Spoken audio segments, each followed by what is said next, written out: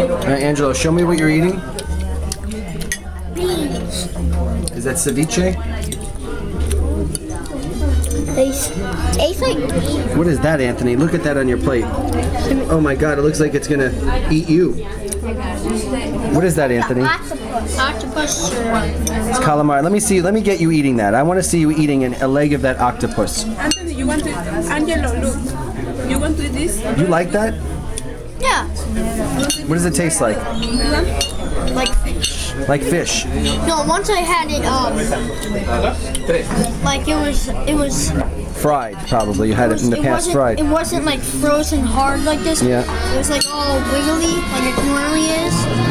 And it was like mixed with sauce. It was like spaghetti. Only Right. instead of spaghetti, it was this. Do you like it this way? Yeah, I like it both. How you doing, Anthony? Angelo? You're eating your ceviche? What's it?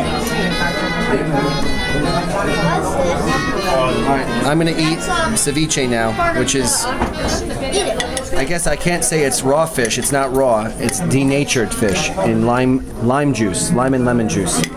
There it is.